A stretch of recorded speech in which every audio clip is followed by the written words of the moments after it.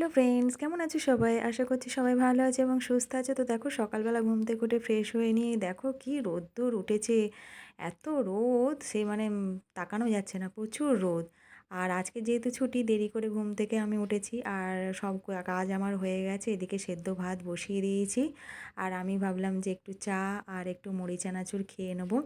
তো চা আর মুড়ি চানাচুর খাওয়ার আগে, তার আগেই আমি কি করেছিলাম, ওয়াশিং মেশিনে কাচতে দিয়ে দিয়েছিলাম যে ওদিকে কাচাও হবে আর আমি এদিকে চা আর মুড়ি চানাচুরটা খেয়ে নেবো। তো কাচা আমার হয়ে গেছে, আমি এই যে ড্রেন করে দিচ্ছি, জলটা সব বেরিয়ে যাবে, তারপরে আবার জল দিয়ে আর একবার কাচবো। তো দেখো এই যে আমি দোলনা লাগিয়েছি, এটা হচ্ছে আমি দীঘায় ঘুরতে গিয়েছিলাম, তো সেখান থেকে নিয়ে এসেছি। আর এই যে আমার হাজব্যান্ড দোলনাটা সেট আপ করে দিয়েছে। একেই ব্যালকনি হচ্ছে আমার পছন্দের জায়গা আর তার মধ্যে একটা দোলনা লাগিয়েছি, ওফ আমার খুব ভালো লাগে। মাঝে মাঝে কাজ করি আর এই দোলনাতে এসে বসে থাকি। আর আজকে দেখো যেহেতু ছুটি, স্কুলের এই মাঠটা পুরো ফাঁকা। তো তারপরে আমার কাচাকুচি সব হয়ে গেছে, আমি এই যে জামা কাপড়গুলো মেলে দিয়েছি। আর ছেলেকে বলেছিলাম যে মেঘ মেঘ হচ্ছে, যদি বৃষ্টি হয় জামা কাপড়গুলো তুলে নিবি। তা দেখো বলতে বলতেই বৃষ্টিটা চলে এসেছে। আমি ওইদিকে স্নানে গিয়েছিলাম, স্নান আমার হয়ে গেছে, এসে দেখছি যে বৃষ্টি পড়ছে, কিন্তু তার আগে ছেলে সব জামা কাপড়গুলো তুলে নিয়েছিল। এই একটাই রেহাই যে জামা কাপড়গুলো তুলে নিয়েছিল।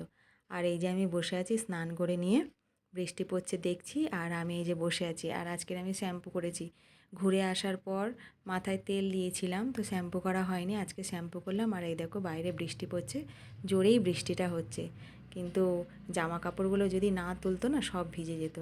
তো তারপরে এই যে পুজো দিয়ে নিয়েছি, পুজো দিয়ে নিয়ে এবার আমি খেয়ে নেব। এই যে আমি আজকে রান্না করেছি সেদ্ধ ভাত, তো আমি আগে খেয়ে নেবো ভাত। ছেলেকে জিজ্ঞাসা করলাম, বললো না পরে খাবো। তা বলছে আমার খিদে পাচ্ছে যখন, আমি আগে খেয়ে নিই, তুই পরে খাস। তো এই যে আমি আমার খাবারটা নিয়ে নিচ্ছি, নিয়ে আমি আমার মতো খেয়ে নেব। খেয়ে নিয়েই তারপরে হচ্ছে এই যে আমার ফেভারিট জায়গায় আমি চলে এসেছি, দোলনায়। আমি কাজ করি আর দোলনাতে এসে বসি। যখনই এমনিতে তো আমি ব্যালকনিতে এসে দাঁড়াতাম, তারপরে এই যে দোলনা হয়েছে আমার আরও ভালো লাগে।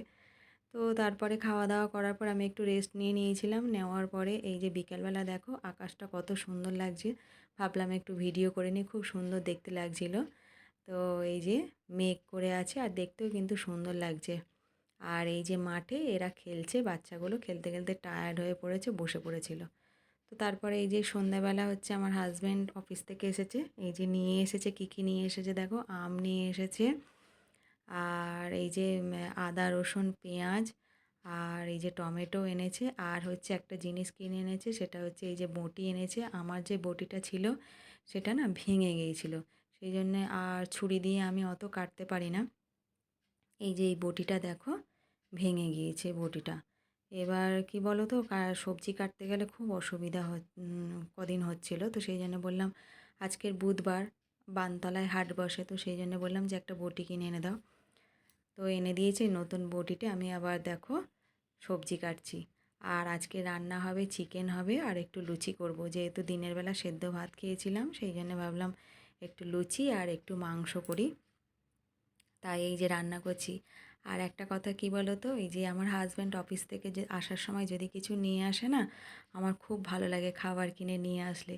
আমার কি মনে হয় বলো তো, সেই ছোটোবেলায় বাবা বাজারে যেত, আর আমরা তখন ছোট ছিলাম, বাবা বাজারে যেত আর যখন বাড়ি আসতো খাবার কিনে নিয়ে আসতো, যখন যেরকম পারতো, কোনো দিন বিস্কুট, জিলাপি, তারপরে আরও অনেক রকমের ফল আনতো, বেশ খুব ভালো লাগতো।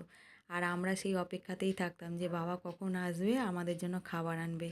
আর এখন এই যে আমার হাজব্যান্ড মাঝে ও তো রোজ আনে না, মাঝে মাঝে আনে, তো আমার সেই ছোটোবেলার কথা মনে পড়ে যায়, খুব ভালো লাগে। আমি তবু মাঝে মাঝে বলি যে তুমি একটু খাবার আনতে পারো না, আমার খুব ভালো লাগে খাবার আনলে। দেখো কথা বলতে বলতে চিকেনটা আমি বসিয়ে দিয়েছি, চিকেনটা আজকে রান্না করছি অন্য রকমভাবে।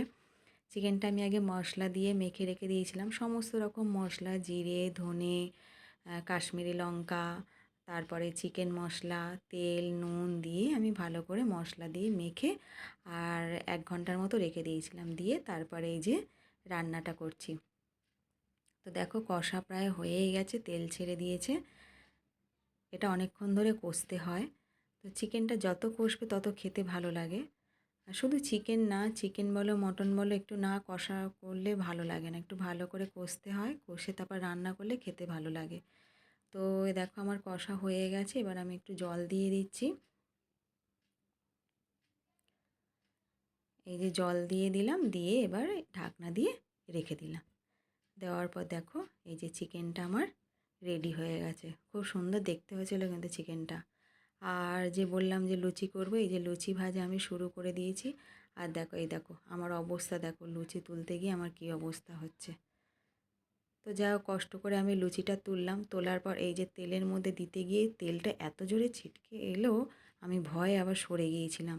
আর একটু হলে মানে খুব মারাত্মক কিছু হয়ে যেত। আমার খুব ভয় লাগে লুচি ভাজতে গেলে, এই যে তেলটা ছিটকে ছিটকে আসে না, আমার খুব ভয় লাগে।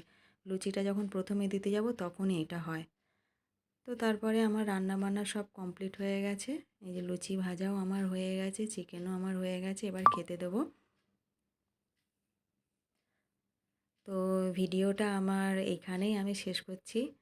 তো ভিডিওটা যদি ভালো লাগে একটা লাইক কমেন্ট শেয়ার করে দিও।